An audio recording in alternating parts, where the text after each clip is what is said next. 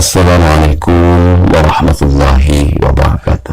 Alhamdulillah wahdah, wassalatu wassalamu ala rasulillah. Allahumma salli ala nabil hashimi Muhammadin wa ala alihi wa sallim tasliman. Bapak ibu ikhwan akhwat saudara yang berbahagia, Syekh Mursyid tentulah beliau seorang insan kamil, manusia sempurna, seseorang yang tidak hanya sempurna dalam khidmat dan bakti, tidak hanya sempurna dalam mahabbah dan ma'rifat, namun juga beliau telah mendapatkan tempat yang khusus di sisi Allah fi maq'adi sidqin 'inda malikin muqtadir, yaitu al-qurbah wal unsiyah, kedekatan dan keintiman di sisi Allah. Dan Bapak Ibu sekalian, keadaan ini hanya bisa diperoleh di dalam duduk diam tawakuf, di dalam pengalaman baqa'billah. Nah, baqa'billah sudah banyak saya jelaskan ya di video saya sebelumnya. Jadi Bapak Ibu sekalian, dengan baqa'billah, maka tentu saja seorang Syekh Mursyid itu adalah seorang yang mukhlas, seseorang yang batinnya sudah mengalami keterbebasan, keterlepasan, tercerahkan, tercahayakan, mukhlas. Ruhnya adalah ruh al-qudsi, ruhnya benar-benar telah kudus, telah suci, terlepas dari kemelekatan apapun, terbebas dari ganjalan apapun. Jadi kemukhlasan atau keterbebasan atau keterlepasan, inilah yang menjadikan dirinya, batinnya, ruhnya terbebas dari setan dan hawa nafsu.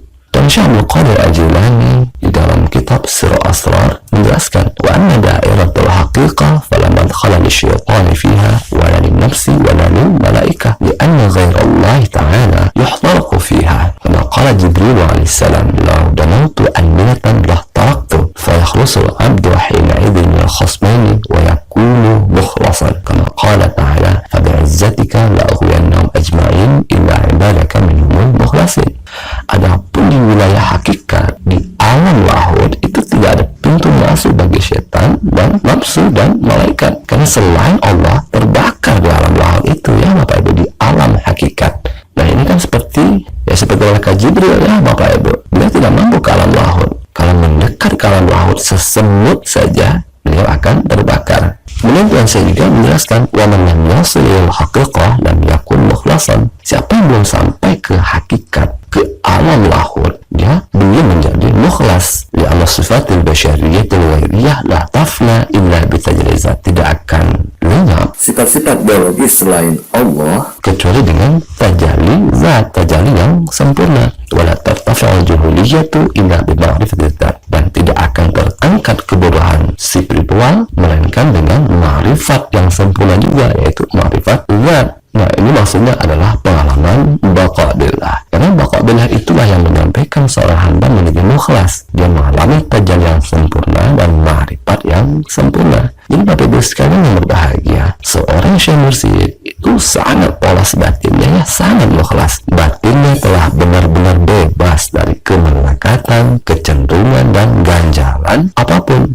Sudah benar-benar bebas, benar-benar mukhlas. Jadi kalau ada Syekh Mursyid tapi batinnya belum mukhlas, hatinya masih banyak ganjalan, batinnya masih terdapat banyak akar-akar belum terbebaskan, maka dia bukanlah seorang Syekh Mursyid. Bapak Ibu sekalian yang berbahagia, apa sih yang dimaksud dengan hati yang terganjal, batin yang terhijab? Apa sih yang dimaksud dengan batin yang belum bebas itu, yang belum mukhlas? Bersumber dari Nawas bin Sam'an, baginda Nabi Muhammad SAW bersabda, al-birru husnul khuluq wal ithmu ma haka fi nafsik wa karihta ayyatali alaihi nas. Kebaikan itu adalah kebaikan akhlak, dan dosa itu adalah sesuatu yang mengganjal di dalam jiwamu, di dalam hatimu, dan engkau tidak suka bila orang lain mengetahuinya. Di dalam hadis lain bersumber dari Wabisah bin Ma'bad, di mana Wabisah di sini bertanya ya kepada baginda Nabi Muhammad SAW mengenai kebaikan dan keburukan atau dosa.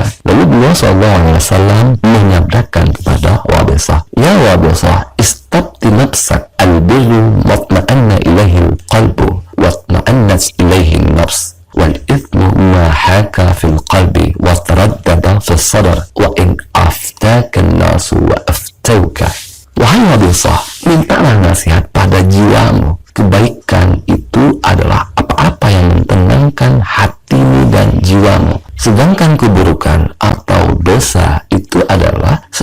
yang mengganjal di hatimu dan meresahkan di dadamu, membuat berdebar-debar, membuat ragu-ragu, meskipun orang lain membenarkanmu atau menganggap itu sebagai kebaikan atau kebenaran.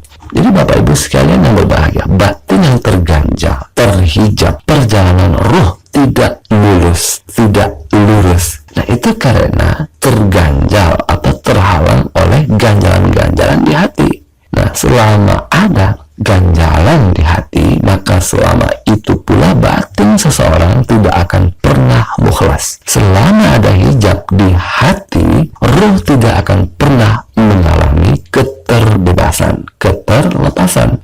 Ada di sini yang tidak berani datang ke Sriwijaya, terganjal untuk ziarah ke Pangersa Abah Sepuh, terhalang untuk ziarah ke makam Pangersa Abah Anom. Nah, ini yang Bapak Ibu sekalian, katanya murid Pangersa Abah Anom, tetapi mau ziarah ke Pangersa Abah Anom tidak berani, malu, sungkan. Nah, ini kan berarti di hati masih ada ganjalan-ganjalan ya, masih belum lapang batin itu, masih belum polos. Batin masih menyimpan akar-akar, masih terlalu penuh dengan sampah-sampah memori intelektual yang tidak penting.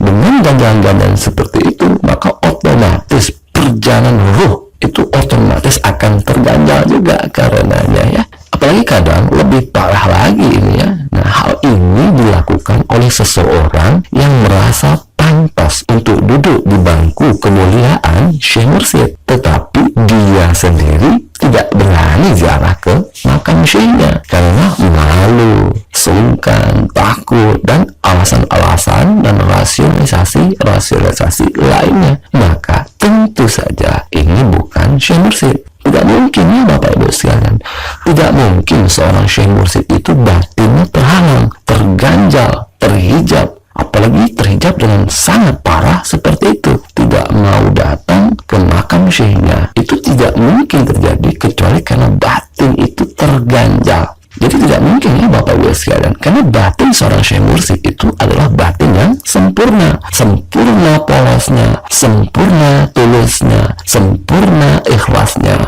sempurna tawaduknya. Namanya juga insan kamil ya Bapak Ibu, manusia yang sempurna di sisi Allah, tidak mungkin terganjal dan terhijab. Tidak mungkin perjalanan zahir dan batinnya itu terhalang, apalagi ini terganjal untuk ziarah ke makam syekhnya sendiri. Nah, itu tidak mungkin ya, tidak mungkin batin Syekh Mursyid itu seperti itu. Karena itu tidak ada Syekh Mursyid yang seperti itu batinnya, penuh dengan akar-akar, penuh dengan ganjalan-ganjalan. Maka sesungguhnya dia bukanlah Syekh Mursyid. Akan tetapi seperti yang digambarkan oleh dan Syekh Abdul Qadir Al-Jilani di dalam kitab Surah Asrar. فَبَقِيَ مِنْهُمْ الْمُوَسَّمُونَ فِي صُورَةِ الشُّيُوخِ بِلَا مَعْنًى ثُمَّ تَشَعَّبَ مِنْهُمْ أَهْلُ الْبِدَعِ.